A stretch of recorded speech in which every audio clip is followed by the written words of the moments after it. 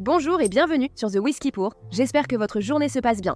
Je suis Dany et aujourd'hui, je veux évoquer les whiskies que l'on sous-estime. Je sais que nous avons déjà parlé des whiskies qui surpassent les attentes, mais ici, c'est différent. Les whiskies qui surpassent les attentes, c'est plutôt ceux qui offrent plus que ceux à quoi on pourrait s'attendre pour leur prix. Je parle de whiskies qui sont plus sous-estimés qu'ils ne devraient l'être.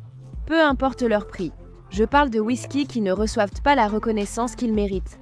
Ils sont parfois ignorés ou laissés sur l'étagère, et je pense que ce n'est pas justifié.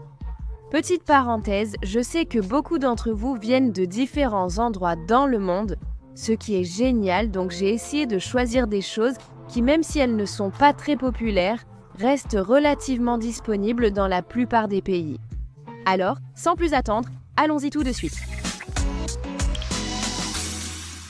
J'ai inclus des whiskies du monde entier dans cette vidéo.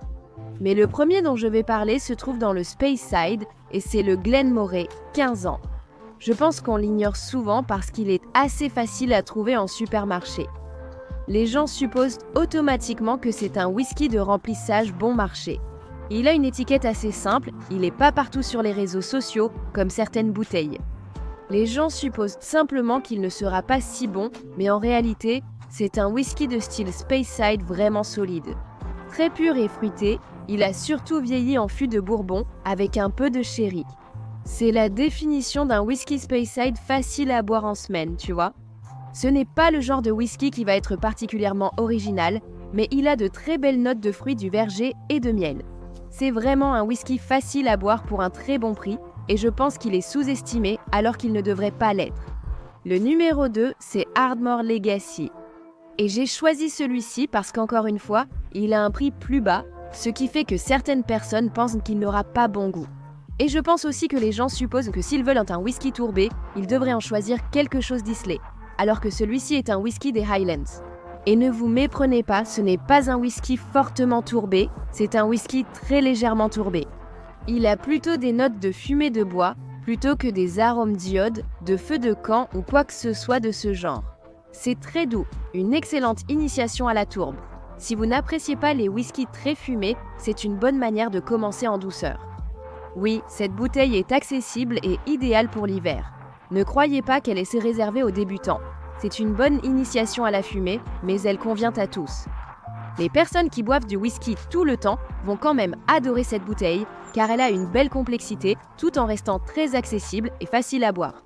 Outre la fumée, on retrouve des notes de vanille et de miel, avec une légèreté équilibrée par la densité de la fumée, créant un bon équilibre.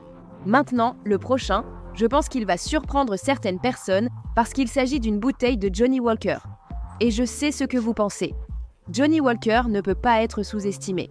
Mais j'ai une raison de l'inclure, et c'est que les gens supposent automatiquement que Johnnie Walker Green Label va être un blend bon marché, surtout un Scotch Blended. Alors, ne vous méprenez pas, il n'y a rien de mal avec le Scotch Blended. Quand c'est bien fait, on peut obtenir des drams absolument magnifiques. Mais Johnnie Walker Green Label est en fait un blended malt, ce qui signifie qu'il est composé d'un assemblage de single malt provenant de plusieurs distilleries différentes. Cette bouteille en particulier est un mélange de single malt de Talisker, Kalila, Linkwood et Cragganmore. Son âge indiqué est de 15 ans, ce qui signifie que le plus jeune des whiskies à l'intérieur a vieilli pendant au moins 15 ans. Et il est embouteillé à environ 43% sur la plupart des marchés. Je pense que cela varie un peu. Lorsqu'un blended malt est bien réalisé, il peut être magnifique car il partage le même ADN qu'un single malt, étant uniquement fabriqué à partir d'orge. C'est simplement un assemblage de single malt issus de différentes distilleries. Donc, le maître assembleur a l'opportunité de vraiment le rendre parfait et a cet avantage de pouvoir choisir un whisky provenant de différentes distilleries sans être limité au liquide d'une seule distillerie. Quand quelqu'un qui a les compétences nécessaires réalise cela à la perfection, on peut vraiment obtenir des whiskies absolument magnifiques.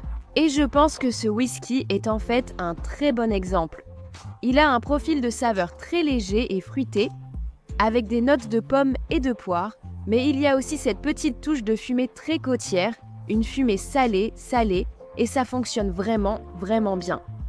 Le dernier scotch que je présente ici est le Glencadam 10 ans.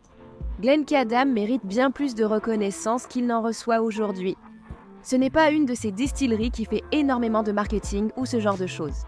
Les bouteilles ne sont pas particulièrement tape à l'œil ou excitantes, mais le whisky qu'ils produisent peut être absolument remarquable.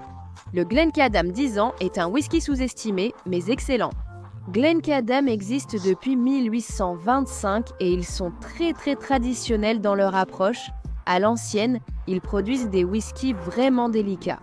Cette bouteille est embouteillée à 46% d'alcool, elle a une couleur naturelle, n'est pas filtrée à froid, elle a vieilli entièrement en fût de Bourbon et elle est très pure, fraîche, avec des notes d'agrumes, maltées et presque élégantes.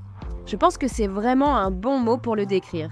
Oui, il est vraiment bien équilibré et léger, peut-être pas un whisky d'hiver pour moi personnellement, c'est plutôt une boisson légère d'été. Mais encore une fois, faites comme vous voulez. D'accord, encore une fois, celui-ci pourrait vous surprendre. Nous passons maintenant au whisky américain. Wild Turkey Centin, et je sais qu'on le trouve absolument partout, mais je pense que les gens le sous-estiment encore parce qu'ils supposent que ça doit être un bourbon de bar basique. Il est vraiment bon marché et facile à trouver, surtout qu'il a un taux d'alcool de 50,5%, ce n'est pas du tout un faible taux d'alcool. En réalité, il est vieilli entre 6 et 8 ans. Les maîtres distillateurs Jimmy et Eddie Russell sont des légendes de l'industrie, utilisant une recette riche en seigle. Il est en fait superbement élaboré, ce qui est vraiment surprenant pour un whisky de cette fierté. Au niveau du goût, il y a beaucoup de notes d'orange et de caramel. C'est agréable et riche, avec un peu d'épicé. Je pense que les gens supposent que, si vous êtes amateur de whisky et que vous vous y connaissez un peu, un whisky à ce prix ne peut pas être bon. En réalité, il est très solide et sans doute l'un des bourbons au meilleur rapport qualité-prix. Le prochain dont je vais parler est l'Old Forester 100 Proof. Celui-ci existe depuis toujours, mais je pense qu'il est parfois éclipsé par ses frères et sœurs, plus tape à l'œil, comme Woodford Reserve. En réalité, il a exactement la même recette de base que Woodford. Il a un taux d'alcool plus élevé, à 50%. Je pense simplement qu'il a plus de caractère pour son prix. Old Forester est l'une des marques de bourbon les plus anciennes et les plus continuellement produites en Amérique. Et je pense juste que les passionnés de whisky l'adorent discrètement. Je pense simplement qu'il a vraiment une bonne constance et une belle structure, et c'est un bourbon très traditionnel, à l'ancienne. Et il offre vraiment un excellent rapport qualité-prix pour ce qu'il coûte, ce qui n'est pas très élevé. En termes de profil aromatique, il est très profond et hivernal, donc avec des notes de caramel, de cannelle, d'épices, de muscade et de clous de girofle. Je vais faire quelque chose que je ne fais pas habituellement et parler d'un whisky anglais, et c'est le Cotswold Single Malt. Je pense que les gens passent à côté parce qu'on n'associe pas automatiquement le whisky anglais à de la qualité. Mais je dois dire que j'ai été surprise par celui-ci. Au fait, je parle et j'ai oublié de goûter mon whisky. Alors santé. La distillerie Cotswolds utilise de l'orge locale, de longues fermentations et des fûts de vin rouge STR apportant une touche fruitée et épicée. Ils utilisent aussi d'anciens fûts de Bourbon, embouteillés à 46% non filtrés à froid et couleur naturelle. C'est un whisky très puissant, fruité et avec beaucoup de texture. Il se compare très bien à de nombreuses grandes bouteilles de scotch. Et je ne dis pas ça parce que je suis anglaise. C'est un whisky qui a vraiment de belles notes de pêche et d'orange, un peu épicées, mais pas trop. L'Angleterre, tu t'es vraiment surpassé. Le dernier dont je vais parler, c'est celui que je bois en ce moment même, et c'est celui-ci. C'est le Nikka from the Barrel, c'est une toute petite bouteille. L'étiquette, je veux dire, ça a l'air assez basique, et il n'y a pas beaucoup d'explications dessus. Donc les gens supposent un peu que ce n'est rien de spécial. Historiquement, ceci n'était pas considéré comme un whisky japonais parce qu'il incluait du whisky importé, donc selon la définition officielle, cela n'aurait pas été compté comme un whisky japonais. Cependant, les productions récentes utilisent uniquement des composants de whisky japonais, ce qui en fait bien un whisky japonais. Cette bouteille est un mélange de whisky de malt et de whisky de grain provenant de Yoichi et Miyagi-Kyo. Elle est embouteillée à 51,4%, donc un degré d'alcool assez correct. C'est vraiment un whisky puissant, presque concentré, très riche. Agréablement boisé, mais pas trop, avec aussi une certaine douceur et une bonne dose d'épices. C'est l'un de ces whiskies qui a vraiment un bon équilibre entre ces trois éléments. Il ne paie pas de mine quand on le regarde, mais en réalité, c'est un excellent whisky. Je dois dire que je le recommande vraiment. Voilà la liste que j'ai établie des whiskies que, selon moi, les gens sous-estiment plus qu'ils ne le devraient. J'ai sûrement oublié des noms dans cette liste, alors partagez vos suggestions en commentaire. Honnêtement, j'ai sûrement oublié des choses dans la liste. Dites-moi si vous voulez une deuxième partie, je suis partante. Mais c'est tout pour moi. J'espère que vous passerez une bonne fin de journée. On se retrouve dans la prochaine vidéo. Abonnez-vous pour en voir plus.